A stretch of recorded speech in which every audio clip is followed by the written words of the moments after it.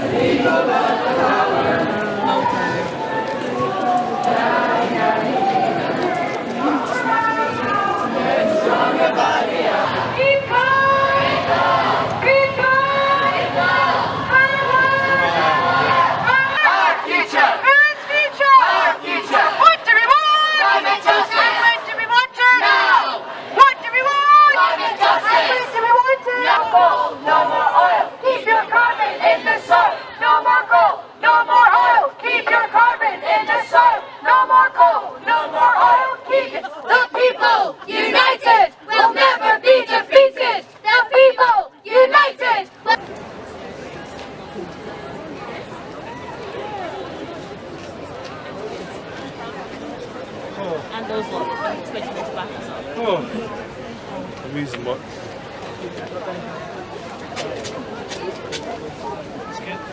The UN General Secretary has come out and said we need to transition, we need to move away from fossil fuels if we have any hope of a livable planet, and we need to do it fast. It looks like the Scottish Government's doing a great job of dealing with climate change. They certainly want us to think that, and the comparison with the UK government is often helpful for this. UK government in the North Sea, and they're giving huge tax breaks to new fossil fuel projects. MSPs since 2018 out of any single company. Humphrey Yusuf himself also visited the existing Peterhead site on a program. We'll get you sorted out. Thank you so much for coming along today. No borders, no nations, no gas power stations. Not only against these licenses, but against even the thought of every new development have so much power. We don't doubt that the power we all hold will have our demand being rewritten against our will as become a buzzword.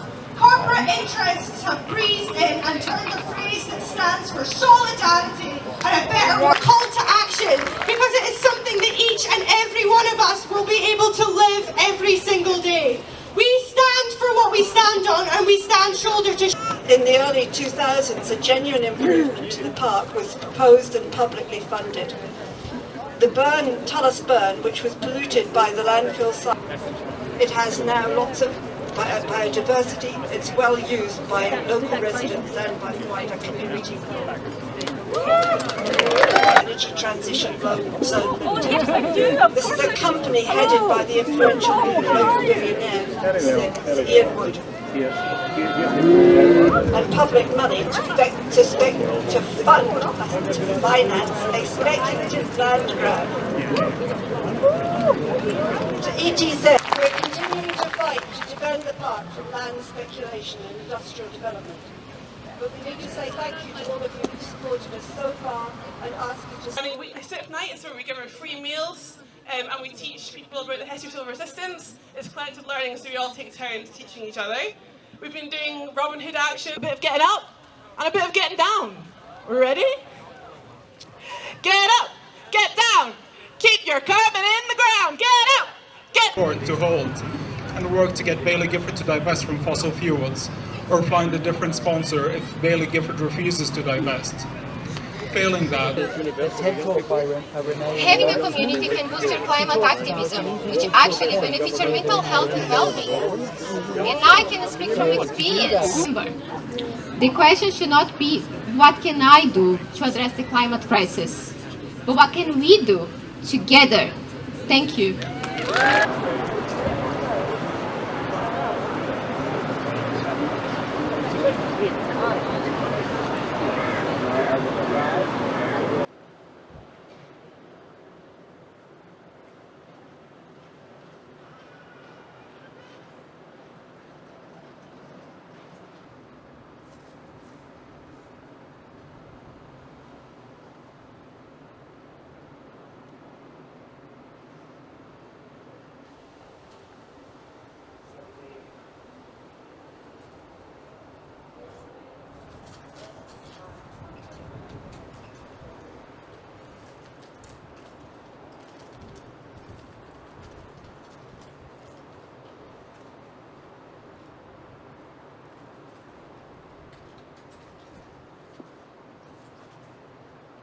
My name's Luke Henderson from Edinburgh Climate Coalition.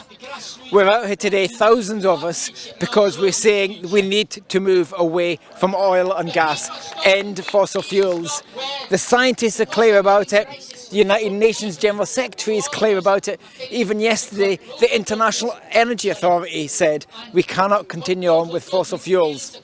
Yet we have a UK government that is wanting to push through with 100 new oil and gas licences to develop in the North Field. That will commit us to decades of emissions. It will be disastrous for any climate commitments. We have a Scottish government that has failed to come out in opposition to Rosebank, that's failed to make opposition to Peterhead power station. We can make a change. We can make a change right now. It's simple. We want to make a change for the better. The UK government says we need these new oil and gas fields. It's part of energy security. The reality is, if we want energy security, why not diversify away from oil and gas? Put into new wind turbines, put money into tidal energy. That will provide us the type of security we need, and it will work us towards our climate commitments. Relying on BP and Shell, who have shown that they are incapable of moving away from fossil fuels, has been a disastrous policy, and you've seen the impact of Shell and BP. Every time the price of oil and gas went up last winter, they got more profit, and every time the price went up, more and more of us were pushed into fuel poverty. We have a perverse system that works in direct opposition to the interest of us. What we really need for energy security is to insulate homes, is a massive investment in public transport. We need to nationalise the oil and gas industries. It's pretty straightforward, it's dead easy, and we can do it now.